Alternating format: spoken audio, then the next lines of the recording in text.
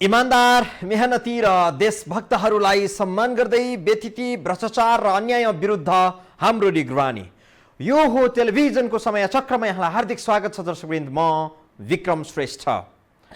भारतीय स्थल सेनाध्यक्ष मनोज मुकुन्द नरवणे 3 दिने नेपाल भ्रमण सकाएर स्वदेश फर्किएका छन्।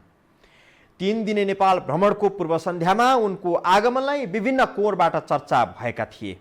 दुई देश बीच बन्द भएको सौहार्दता अब पुनः निरन्तर हुनेदेखि दुई देश बीचको सम्बन्ध पुनः विस्तारका लागि परराष्ट्र कूटनीति भन्दा सैन्य कूटनीति महत्त्वपूर्ण भएको तर्कहरू समेत भए।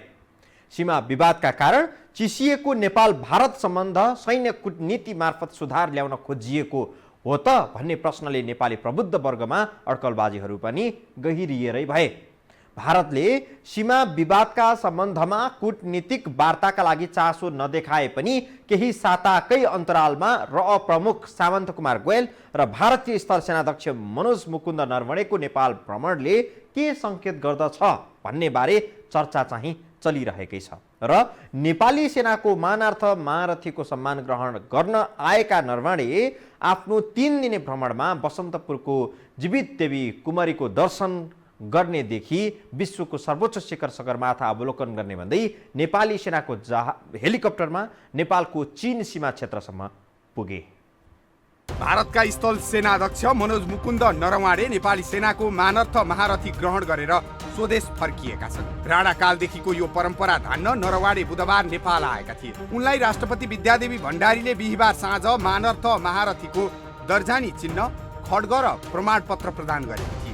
यो मानार्थ महारथी राणा शासनको विरुद्ध हामी लड्यौँ होइन। 4 जना शहीदहरूलाई उसै बेला फाँसी दिइयो। आज हामी उहाँहरूको प्रशंसा गर्दैछौँ। हामीले ती शहीदहरूलाई भित्र मनबाट प्रशंसा गऱ्यौँ भने यो मानार्थ महारथी दिने कुरा बन्द हुनुपर्छ। किनभने हामी कसैको उपनिवेश होइनौँ नि कहिले पनि। नरवणे नेपाली सेनाको मानर्थ महारथी पाउने भारतका 18औं सेना प्रमुख हुन्। नेपालका सेनापति पूर्णचन्द्र थापाले 75 साल पुसमै भारतीय स्थल सेनाको मानर्थ सेना प्रमुखको उपाधि लिइसकेका थिए। 25 सालमा सेनापतिको हैसियतमा पहिलो पटक नेपालका सुरेन्द्र बहादुर शाहले यस्तो उपाधि लिएका थिए। 45 सालमा भारतले नाकाबन्दी लगाउँदा 43 सालदेखि 47 सालसम्म सेनापति भएका सच्चित शमशेर राणाले यो उपाधि लिएका थिएनन्। कूटनीतिक यो आर्मी कूटनीति, सैनिक कूटनीतिको लागि त्यो पनि एउटा अवसर हुन्छ। तर नेपालसँग सम्बन्ध बिग्रिया बेला उनीहरू नआएको उदाहरण पनि छ। यसैले यसलाई सधैँ यो मानार्थ प्रवृत्ति दिनुपर्छ भन्ने कुराको जरुरत छैन। कालापानी क्षेत्रलाई नेपालले आफ्नो भएको दाबी गरेपछि चीनले उचालेर नेपालले यस्तो दाबी गरेको हो भन्ने अभिव्यक्ति दिएका नरवणेलाई पहिले नै मानर्थ महारथीको उपाधि दिने नेपाली सेनाले तयारी गरेको थियो। मन्त्री परिषदले 76 माघमै नरवणेलाई यस्तो उपाधि दिन बोलाउन सेनालाई स्वीकृति दिइसकेको थियो। उहाँले त्यो आफूले बोलेको चिज गल्ती भयो भने उहाँले रियलाइज गरेर भारतको देहरादुनको इन्डियन मिलिट्री एकाडेमीको एउटा चाहिँ आधिकारिक समारोहमा उहाँले प्रश्न भन्नुभएको छ, मैले भनेको त्यसको अर्थ त्यो होइन, मैले कुनै नेपाल र नेपालीको चित्त दुखाउन वा हृदय दुखाउन चाहेको पनि होइन र मेरो त्यो उद्देश्य पनि होइन। त्यही कारण मैले त्यो भन्नुमा चाहिँ त्यस्तो अन्यथा चाहिँ सोच्न मिल्दैन भन्ने किसिमबाट उहाँले आफ्नो भनेको चिज सच्याइसक्नु भएको छ। त्यो भन्नु नै चाहिँ एउटा चाहिँ डिप्लोमेटिक अथवा चाहिँ एउटा देश टु देश, एउटा राज्य र अर्को राज्यको बिचको सम्बन्ध, त्यो माथिल्लो लेभलको सम्बन्धमा त्यो भन्नु नै माफी मागेको सरह हो कि। तर नरवणे आफैले चीनको इसारामा नेपालले कालापानी क्षेत्रमा आफ्नो दाबी पेश गरेको भन्दै नेपाली सार्वभौमिकतामाथि नै प्रश्न उठाएका थिए। त्यही कारण नरवणेलाई मानर्थ महारथी दिने कार्यक्रम प्रभावित भएको थियो। भारतको सेनाध्यक्ष नरवणे अलि विवादित के हुनुभयो भने कालापानीमा चाहिँ नि उनीहरूको भारतको पिथौरागढदेखि लिपुलेक हुँदै मानसरोवर, चाइनाको मानसरोवर जाने बाटो खोल्दाखेरि त्यो उद्घाटनको बेलामा चाहिँ नि नेपालमा अलि विरोध भएको थियो, किनकि हाम्रो भूमिबाट बाटो गयो थियो। त्योमा विरोध भएको सिलसिलामा उहाँले चाहिँ नि दिल्लीको एउटा समारोहमा एउटा चाहिँ नि यो थिङ्क ट्याङ्कले गरेको चाहिँ एउटा कार्यक्रममा नेपाललाई विरोध भइराखेको छ, अब त्यस्तो हुनुपर्ने त मैले केही देख्दिनँ, तर चाहिँ नि सायद कसैको उक्साउन भाव हो कि भनेर ठ्याक्क नकारात्मक टिप्पणी उहाँले गरिदिनु भएको थियो। अहिले जे जति विवादित, जे जति यहाँ तपाईँले कुरा उठाइराख्नु भएको छ अथवा तपाईँले हामी पत्र पत्रिका बाहिर जो जतिले बोल्नु भएको छ, यसकै चाहिँ निरन्तरता हो।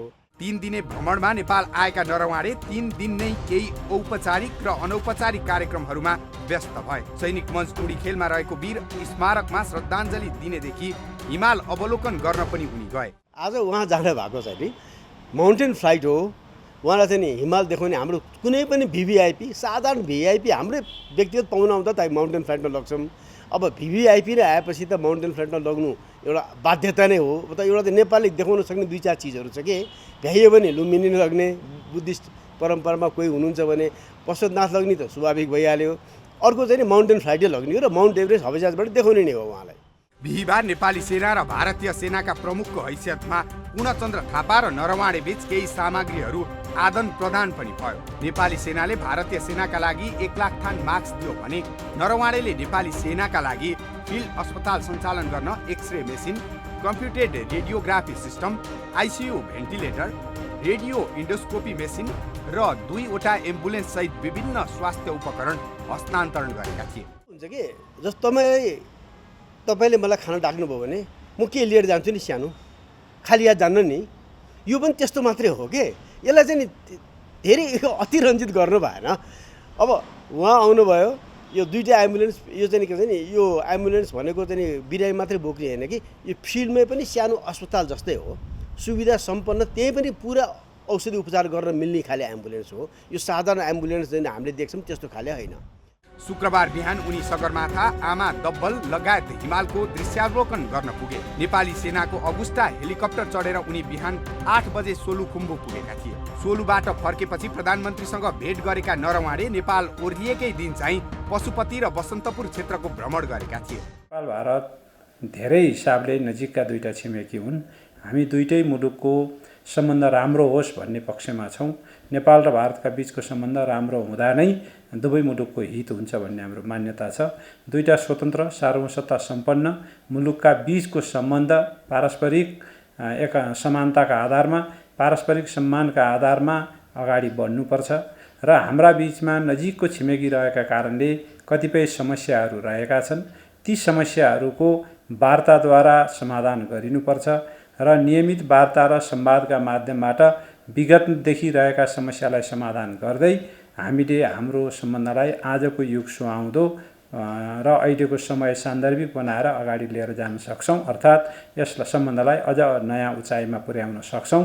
यो नै अहिलेको हाम्रो आवश्यकता हो र यसकै बाटोबाट हामी अगाडि जानुपर्छ भन्ने कुरा उहाँले राख्नुभयो। नेपालको सार्वभौमिकतामाथि नै अभिव्यक्ति दिने नरवाडेको भ्रमणलाई केही व्यक्ति र संस्थाले विरोध पनि गरे। ग्रेटर नेपाल राष्ट्रवादी मोर्चाको नागरिक सेनाले त्रिभुवन विमानस्थल नजिकै आकाशमा कालो बेलुन उडाउने र बेलुनमा Nepalese hate Naravane back off India र ग्रेटर नेपाल नेसनलिस्ट फ्रन्ट लेखिएको प्ले कार्ड उडाएका थिए। त्यो चिज भएको थियो, विरोधको कुरा उहाँलाई राम्रोसँग चाहिँ सन्देश पनि गएको छ र चाहिँ उहाँले पनि धेरै महसुस गर्नुभएको मैले यसो इनपुट पनि पाएको छु। त्यो विरोध भन्ने कुरा चाहिँ नि अहिले अमिलो मुख लगाएर हात मिलाएको होइन, यो सहजीकरण भइसक्यो। अब कति मान्छेले सायद यो डिटेलमा नबुझेर उहाँले चाहिँ आफ्नो भनाइ सच्याइसक्नु भएको र चाहिँ नि यो सबै कुरा एक किसिमबाट डिप्लोमेटिकली माफी पनि मागिसकेको अवस्थामा यही चिजलाई हामीले चाहिँ घरिघरि उकासिरहेका छौँ। यसरी दुईटा देशको सम्बन्ध बिगार्दा नेपाललाई फाइदा के हुन्छ? नेपाललाई त के पनि फाइदा हुँदैन। भारतले नेपाली भूमिलाई समेत आफ्नोमा पारेर नक्सा जारी गरेपछि नेपालले पनि आफ्नो नक्सा जारी गरे यता दुई मुलुकबीच सीमा विवाद सम्बन्धमा संवादहीनता रहेको छ। भारतले कालापानी क्षेत्र फिर्ता गर्नुको सट्टा नेपालले गरेको दाबी समेत मन पराएको छैन। वार्तामा समेत बस्दिन भन्ने रवैया देखाएका बेला नरवाडेको भ्रमणले संवादहीनता अन्त्य हुने अपेक्षा गरिएको छ। कतिपयले नरवाडेले परम्परा धान्न मात्रै नभएर भारत सरकारको सन्देश समेत बोकेर आउने भएका कारण यो भ्रमण कूटनीतिक र राजनीतिक हिसाबले पनि महत्त्वपूर्ण हुने टिप्पणी गरेका थिए। यसरी उनी औपचारिक नेपाल भ्रमण सकेर आज साँझ 5 बजे स्वदेश फर्किएका छन्। उनको भ्रमणलाई जसरी दुई देश बीचको सम्बन्ध थप विस्तारका लागि सहयोग पुग्ने दृष्टिबाट विश्लेषणहरू भए, अर्थात् परम्परागत नै भए पनि नेपालले भारतका स्थल सेनाध्यक्षलाई नेपाली सेनाको मानार्थ महारथीको सम्मान दिएर दुई देश बीचको सम्बन्ध सुधारको अर्को यात्राका लागि स्वागत गरेको हो। विषय जोड्नेछौँ ब्रेकपछि।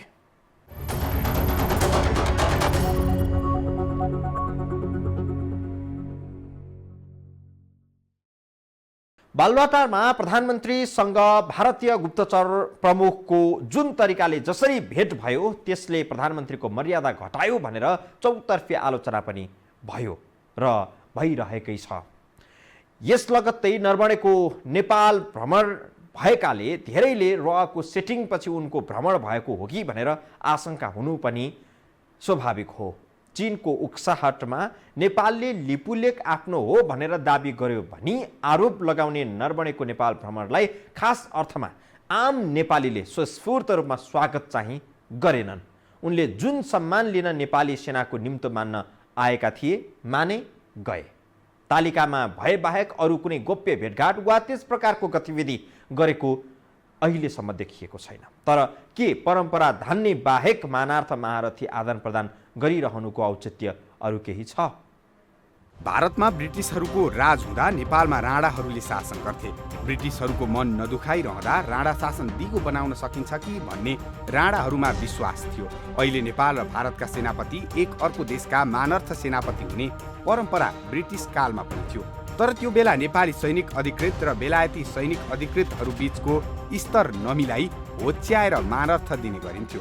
राणा कालमा चाहिँ नि बेलायतीले नेपाली सेनाका प्रधानमन्त्री अथवा चाहिँ नि त्यो बेला त श्री 3 प्रधानमन्त्री पनि हुन्थे। अब धेरै चाहिँ नि अब ठुल्ठुला मान्छे नै यो हुन्थे नि।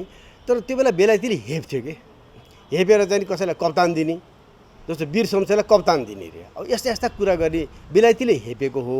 तर हाम्रो त्यो बेला पनि राणाहरूले पनि त्यो स्वीकारेका छैनन्, स्वीकारेका थिएनन्। भारत स्वतन्त्र भएपछि त्यो असमान प्रवृत्तिको चलन चाहिँ हट्यो, तर समान स्तरको मानर्थ लिने दिने चलन चाहिँ बसिरह्यो। नेपाल र भारत बीच बेला बखत तनावको स्थिति पनि हुने गर्छ। दुई मुलुक बीच असमान मानर्थ लिने दिने चलन हटे पनि असमान सन्धि सम्झौताहरू चाहिँ छन्। खुल्ला सीमा र दुई देशका नागरिक एक अर्को देशमा जाने आउने, बन्द व्यापार छुट पाउने जस्ता प्रावधानले सानो मुलुक नेपाल थिचिएको छ। असमान सन्धि सम्झौतादेखि नेपालका चासोहरू भारतसँग धेरै छन्।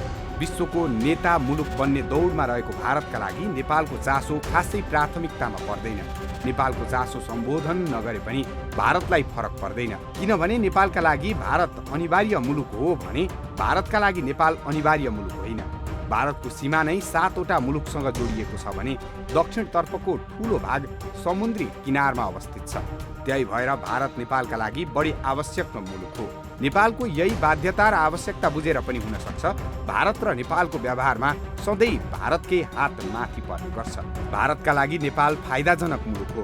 व्यापार र रेमिटेन्सको दृष्टिले नेपाल भारतको 10 मुलुकहरूको सूचीमा पर्छ। अर्थात् भारतले नेपालसँगको व्यापारमा सधैँ लाभ मात्रै पाइरहेको छ। छिमेकी मुलुक हुनु र पुरानो सम्बन्धका कारण पनि नेपाल भारत बीच बहुआयामिक सम्बन्ध छ। त्यही मध्येको एक सैन्य सम्बन्धलाई पनि लिन सकिन्छ। मानर्थ लिने दिने चलन हटाउनु पर्ने माग उठ्ने गरेको भए पनि विज्ञहरूको मत फरक छ। विज्ञहरू भन्छन् यो चलन हटाएर ल्याउने चाहिँ के त? मलाई एकदम ठिक लाग्दैन। किन भन्नुहोस् न, सम्बन्धका विभिन्न आयाम हुन्छ। हुँदो खाँदो भएको सम्बन्ध पनि टोन्डी हो भने अनि गर्ने के त? यो उग्रवादी सोच भयो के। यो सायद उहाँ त राजनीति मान्छे भएर चाहिँ नि पब्लिकको सेन्टिमेन्ट समात्नको लागि चाहिँ नि उहाँले अलिकति यो यस्तो किसिमको कुरा गर्नुभयो होला। उहाँको राजनीतिक चाहिँ नि जुन रेटोरिक भन्छ नि, राजनीतिक रेटोरिक हो भने त्यो उहाँकै जिम्मा, नत्र भनेदेखि यस्तो सम्बन्ध बहुआयामिक सम्बन्ध हुनुपर्छ। मानर्थको यो चलन भएकै कारण नक्सा प्रकरणपछि रोकिएको संवादहीनता अहिले आएर भङ्ग भएको छ। यस अर्थमा पनि यस्तो चलनले नेपाललाई हानि नगर्ने विज्ञहरू विश्लेषण गर्छन्। अहिले सबै संवादका ढोका चाहिँ नि बन्द भएको बेलामा एउटा सानो चाहिँ नि त्यान्द्रो त बाँकी रह्यो नि, जसबाट संवाद सुरु गर्न सक्यो नि। र यसरी सबै संवाद बन्द गरे नेपाल त कसरी टिक्ने त? आफूसँग केही छैन, जुन गोरुको सिङ छैन त्यसकै नाम टिके भने जस्तो गल्ती हो कि। चीनको उत्साहटमा नेपालले कालापानी क्षेत्रमा दाबी गरेको भन्ने अभिव्यक्तिका कारण नरवाणेको छवि नेपालीहरूको मनमा उति राम्रो छैन। तर नरवाणेले आफ्नो अभिव्यक्ति सच्याएका थिए भने सीमा र नक्सा सम्बन्धमा भारतीय रक्षा मन्त्री राजनाथ सिंहले पनि नेपालको मन दुखाउने भारतको चाहना नरहेको बताएका थिए। असमान सन्धि सम्झौता र गलत अभ्यासलाई परम्पराको नाममा झण्डा उठाए जस्तो गरी गुणगाड गाउने अवसर बाहेक अरू केही तुक यस मानार्थभित्र देखिन्न। राजनीतिज्ञदेखि सुरक्षाविदहरूको तर्क पनि यही छ कि यो मानार्थ महारथीको त्यान्द्रो अझै कति समय डोहोर्याइरहने। भारतको ताक परुन्जेल हामीमाथि हस्तक्षेप, नाकाबन्दीदेखि राजनीतिक प्रभाव, सम्पूर्ण नियन्त्रण जमाउन खोज्ने अनि सेनाको यो मानार्थ महारथीको सानो त्यान्द्रो झुन्ड्याइरहनु आवश्यक किन? इतिहासको लामो बिन्दुदेखि नेपाल भारतको हेपाहबाट थिचिनुको तितो कथा थुप्रै छन्। आउनेछौँ ब्रेकपछि।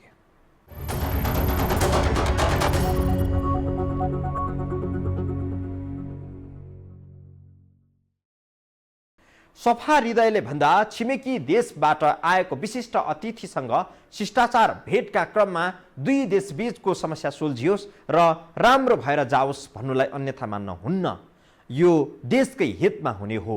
तर हाम्रा नेताहरूबाट यस्ता अवसरहरूलाई बारम्बार राष्ट्रिय हितमा भन्दा व्यक्तिगत र पार्टीगत स्वार्थ, स्वाद र सत्तामा रूपान्तरण गर्दा यो भारतीयको गुलाम बनेको सत्य कोही कसैबाट छिपेको छैन। र पनि सीमाबाट भारतले नै बिगारेको नेपालसँगको सम्बन्ध सैनिकसँगको गुलियो कुराले मात्रै सल्टिनेवाला छैन। हाम्रो मिचिएको भूमि फिर्ता भएपछि मात्रै सम्बन्धमा पुनरागमन होला। बिना उपलब्धि गुलियो कुरामा हाम्रो नेता भुलियो भने इतिहासका थुप्रै कालखण्डहरू छन् जसले हामीलाई झस्काइरहनेछ। नेपाल र भारत बीचको मित्रता सम्भवतः दुनियाँको अनौठो मध्येको एक मानिन सक्छ। दुई मुलुकका प्रतिनिधिहरू बीच भेटवार्ता हुँदा नेपाल भारत मित्रताको बखान कहिले पनि छोड्दैन। तीनतिरबाट भारतबाट घेरिएको नेपालका लागि भारत एक बाध्यात्मक सन्धियार पनि हो। सम्बन्ध जतिसुकै अप्रिय भए पनि दुई मुलुक बीच सम्बन्ध उच्च कोटिको छ भन्नु नेपालको बाध्यता हो। किनभने नेपालको जम्मा दुई छिमेकी छन्। उत्तरतिरको छिमेकीलाई बीचका अग्ला हिमालहरूले धेरै टाढाको बनाइदिएको छ। चीन र नेपाल बीचको कनेक्टिभिटी सीमितताका कारण नेपालको व्यापार भारतमुखी बन्न गएको छ। नेपालीको दैनिक आवश्यकता भारत वा भारतकै बाटो हुँदै पुरा हुँदै आएको छ। भूपरिवेष्टित भएका कारण नेपालको सीमाले समुद्र छुँदैन। भूपरिवेष्टित मुलुकले समुद्रसम्मको पहुँच पाउने उसको अधिकारमै पर्छ। तर शक्तिशाली भारतले यस्तो अधिकार उसलाई ठिक लागुन्जेल मात्रै दिन्छ। भारतलाई मन परेन भने समुद्रसम्मको पहुँच त परको कुरा, नाकाबन्दी नै लगाइदिन्छ। नाकाबन्दी हटाउन लगाउनेमा नेपालको प्रधान सेनापतिले भारत भ्रमण गरेर भारतको सेना प्रमुखलाई सेनाको परिवार र गोर्खालीहरू इन्डियामा काम गर्नेहरूको परिवार समेत नुन मती तेल नपाएर एकदम आहत भइरहेछ। त्यसरी नाकाबन्दी हटाउन लगाउनुहोस्, यसले नराम्रो प्रभाव पार्छ भनेपछि त्यसले मोदीलाई चाहिँ यो कुरा कन्भे गरेपछि त्यहाँको प्रधान सेनापतिले नाकाबन्दी हटाउनु सजिलो भयो। साइलेन्ट मिलिट्री डिप्लोमेसीबाट हामी लाभान्वित भएका छौँ भने हामीले silent security diplomacy, silent military diplomacy, silent political diplomacy गर्नुपर्छ। र यस्ता नाकाबन्दी 2019 साल, 27 साल, 45 साल र 72 सालमा लागेका छन्। नाकाबन्दी भनेको भारतले नेपाललाई दिने सजाय हो। जस्तो कि हामी मध्ये धेरैले 45 साल र 72 सालको नाकाबन्दी थाहा पाएका छौँ। नेपालले चीनसँग हतियार किनेको रिसमा भारतले 45 सालमा नाकाबन्दी लगाएको थियो। 72 सालमा चाहिँ नेपालले आफ्नो संविधान आफै जारी गरेको भनेर भारतले नाकाबन्दी गर्यो। भारतको अहित हुने कार्य गर्दा रिसाउनु, नाकाबन्दी गर्नु स्वाभाविक हो। तर भारतको अहित हुने कार्य नेपालमा हुँदा पनि मित्र भनिएको राष्ट्र भारतले नाकाबन्दी लगाइदिन्छ। चाइनासँग चाहिँ नि कुनै न कुनै किसिमको चाहिँ विकल्पको माध्यम, बाटो आदि इत्यादि चिजहरू स्थापित गर्न सक्दैनौँ। यो क्षणिक कुराले होइन, यो स्थायी ढङ्गबाट हामीले चाहिँ अर्को ठाउँबाट पनि सामानहरू आयात गर्ने स्थापित बाटो खोल्दैनौँ तबसम्म नेपाल भारतप्रति परनिर्भर नै हुन्छ। बाध्यता छ, यो चाहिँ जियो रियालिटी हो। त्यही कारण यस चिजमा चाहिँ नि उसले जहिले पनि हामीलाई दपेटेको कारण त्यही नै हो। जब उसलाई चाहिँ उसकोलाई चाहिँ केही चिज गराउनु पर्यो, हामीलाई दुःख दिने, 4 चोटि त नाकाबन्दी नै गरिसक्यो र यस्ता सानोतिनो खासखुस कुरा त कचोरी भइराखेकै छ। तर पनि नेपाल भारत मित्रताको गुणगान गाउने गरिन्छ। नेपालको शत्रु राष्ट्र पनि कुनै छैन। यस अर्थमा भारत मित्र राष्ट्र नै हो। भौगोलिक हिसाबले छिमेकी पनि हो। नेपालका अधिकांश व्यवहार भारतमुखी नै छन्। खरिदका लागि पनि नेपालसँग खासै विकल्प उपलब्ध छैनन्। गुणस्तरहीन नै भए पनि भारतीय उत्पादन खरिद गरेर उपभोग गर्न नेपालीहरू विवश छन्। उदाहरणका लागि भारतले विषादी मिसाएर पठाउने तरकारी पनि नेपालीले परीक्षण गरेर मात्रै खरिद गर्छु भन्न पाएका छैनन्, किनभने नेपालका पहिलाका शासकहरूले भारतसँग सम्झौता नै त्यस्तै प्रकृतिको गरेका थिए। यति मात्रै होइन, एउटा सार्वभौम मुलुकका बीच आफ्नो सीमाको रक्षा अझै संवेदनशील हुन जान्छ। तर छिमेकी भनिएको भारतले नेपालको भूमि नै कब्जा गरेर बसिरहेको छ। भारत जस्तो आणविक हतियार सम्पन्न, सामरिक दृष्टिले शक्तिशाली, आकार, जनसङ्ख्या र अर्थतन्त्रको दृष्टिले पनि विशाल मुलुकले नेपाल जस्तो सानो छिमेकीको जमिनमा आफ्नो बुट बजार्नु लाज मर्दो विषय हो। तर भारतलाई आफ्ना साना छिमेकीको जमिन अतिक्रमण गर्दा लाज लाग्दैन। नेपालको तर्फबाट हामी चाहिँ नि सकेसम्म जतिसके चाँडै आत्मनिर्भर, न्यूनतम कुरामा आत्मनिर्भर हुन पर्यो। र भारतको चाहिँ नि एउटा चाहिँ नि भनौँ न नेपाललाई हेप्ने अथवा चाहिँ नि छिमेकीलाई हेप्ने प्रवृत्ति, त्यो प्रवृत्ति भारतले बदल्नै पर्छ। जबसम्म भारतले त्यो प्रवृत्ति बदल्दैन उसको कुनै पनि छिमेकसँग चाहिँ राम्रो सम्बन्ध हुन सक्दैन। अझ नेपालले आफ्नो सीमा मिचियो भन्ने आवाज उठाएको समेत भारतलाई रुचिकर लाग्दैन। चीनले उक्साएर नेपालले यस्तो बोलेको दाबी गर्छ। नाकाबन्दी, सीमा अतिक्रमण, एकलौटी व्यापार आदि गरेर पनि भारतको मन शान्त चाहिँ हुँदैन। बेलाबखत नेपालको राजनीतिमा भारतले हस्तक्षेप गरेको चर्चा हुने गर्छ। विशेष गरी नेपालमा आतंकवादी घोषणा गरिएकाहरूलाई समेत भारतले आफ्नो भूमिमा पालेर राखिदिन्छ। तर पनि नेपालमा केही त्यस्ता पनि पात्र छन् जो भन्ने गर्छन् नेपालले सधैँ भारतलाई चिड्याउँछ। खासमा नेपालको त्यति हैसियत पनि छैन कि भारतलाई चिड्याउने काम गरोस्। आफ्नो भूमि अतिक्रमणमा पर्यो भन्दा पनि चिड्याएको देख्ने बुद्धिजीवी केही नेताहरूका कारण पनि नेपाल हेपिएको विश्लेषण हुने गरेको छ। यदि नरबडेको नेपाल भ्रमणलाई ठाउँमा राखेर उपयोग गर्ने हो भने सीमा विवाद सुल्झाउन यो आधार पनि बन्न सक्छ। औपचारिक रूपमा त्यस्ता खबरहरू नआए पनि भारतीय प्रधानमन्त्री नरेन्द्र मोदीको केही न केही सन्देश वा आशय बोकेर नरबडे आएका थिए भन्ने सामान्य अड्कल लगाउन सकिन्छ। सैन्य तहबाट सुरु भएको भेट यात्रा राजनैतिक उच्च तहमा पुगेर सीमा सहित दुई देशको हित हुने मार्गमा लम्कियोस्। हाम्रो स्वाधीनता, राष्ट्रियता र सार्वभौमिकता धर्मराउने सहमति नगरियोस्। फेरि पनि भारतीय इसारामा चल्ने भूल हाम्रा नेताहरूबाट नहोस्। नेपाली जनताले चाहने त यति नै हो। समय चक्र आजलाई सकियो दर्शकवृन्द। यस कार्यक्रम सहित यस टेलिभिजनका सम्पूर्ण समाचार बुलेटिन कार्यक्रमहरू यो हो टेलिभिजन.com, यो हो खबर.com, युट्युब र फेसबुकमा पनि पढ्न र हेर्न सक्नुहुनेछ। मोबाइलमा यो टिभी एप डाउनलोड गरी हामीलाई प्रत्यक्ष हेर्न सक्नुहुनेछ। बिदा दिनुहोस्। नमस्कार।